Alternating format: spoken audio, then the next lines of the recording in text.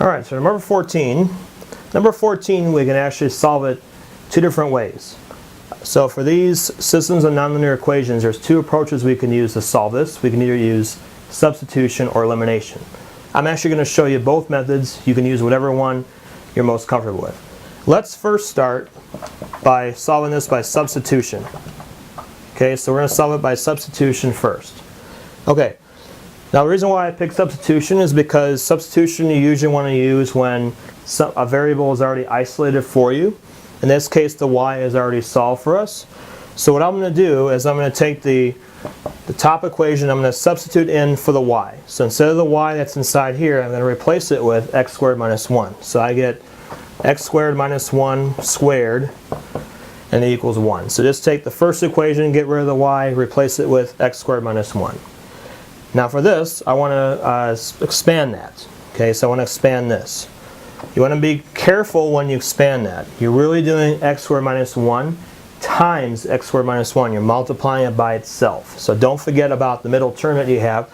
Don't just square the first term and the last term. You got a middle term in there too when you expand it. So x squared times x squared, also you got to be careful there. X squared times x squared gives you x to the fourth. You'd have an x squared times negative 1, x squared times negative 1. That's a minus 2x squared you would have, and then plus 1 equals 1. Now I want to do some simplifying on this. First of all, what I notice is I can cancel out the 1's. And then I also have some like terms here. So I have x to the fourth, which I can't do any more with. I have a 1x squared and a minus 2x squared. I'm going to combine these two x squared terms together. 1 minus 2 gives you negative 1x squared. So just negative x squared. The 1's we already said would cancel, so this is actually what you have left. So now with this, we can factor x squared, and we have x squared minus 1 left over. We can take out the x squared on that. Now, you want to set both of those equal to 0. So I have x squared equals 0, x squared minus 1 equals 0, and I'm going to solve both of those individually. This one, if you set it equal to 0, you get x is equal to 0. Now this one, if you set it equal to 0, you're going to get two answers. You get plus and minus 1. Remember that if you add the 1 and square root both sides, remember you do get plus or minus on that. Or you could factor it also. Either way, you're going to get that. Now this is only part of the answer because you want to write your answer as coordinates. These are x values. You want to find the corresponding y values. What's the easiest way to do that? Well, it's actually using this bottom one right here. This is already solved for us already. Y equals x squared minus 1. So now, when x is equal to 0, I'm just going to put that into here. So I get y equals 0 squared minus 1. So I get y is equal to negative 1. When I put x is equal, now remember I have two answers here. So when x is 1, I get y equals 1 squared minus 1. And so I get 0. And if x is equal to negative 1, then I get y is equal to negative 1 squared minus 1. That's also equal to 0. So the question is, well, how do we write our answer with this? Okay, we want to put all this together and we want to write it as a coordinates. Let me go ahead and I'll put the answer over here. So there's actually 3 blanks that are on the test. Now on the answer key I didn't show those 3 blanks because of space-wise, but on the test you actually see 3 different blanks, and on the actual test you'll have the correct number of blanks for how many solutions there should be. Because there's going to be 3 blanks here, you're going to write your answer as coordinates. Here's the first one. I get 0 and negative 1. So 0, negative 1 is the first answer. Now next I have 1, 0 and negative 1, 0. Okay, so 1, 0, negative 1, 0. Those would be your 3 solutions.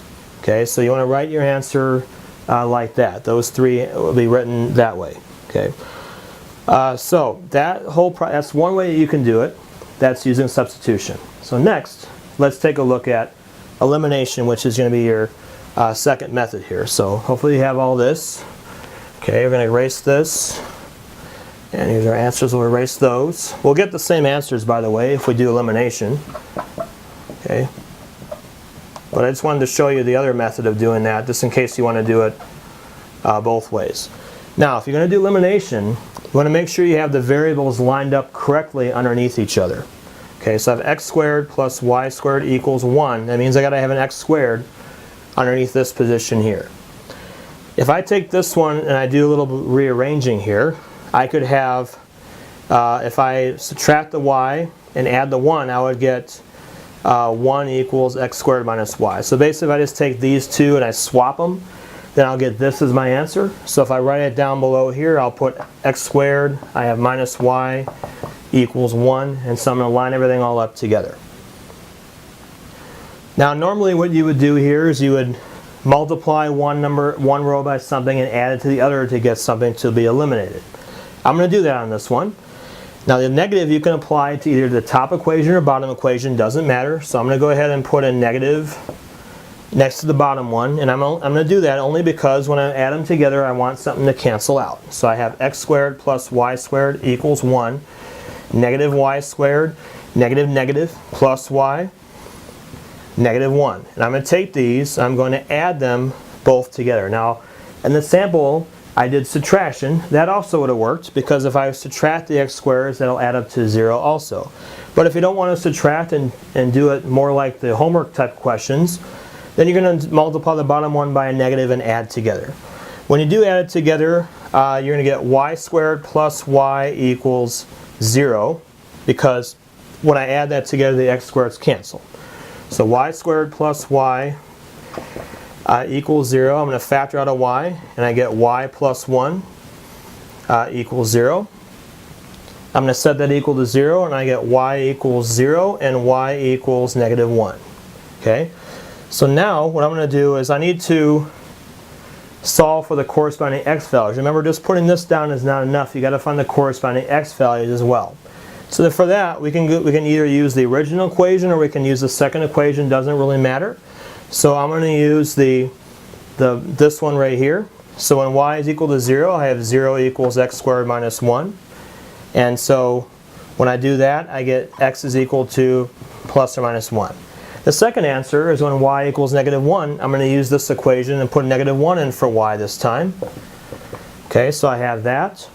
I'm going to add 1 to both sides. When I do, I get a 0. So I get 0 equals x squared, and so I get x is equal to 0.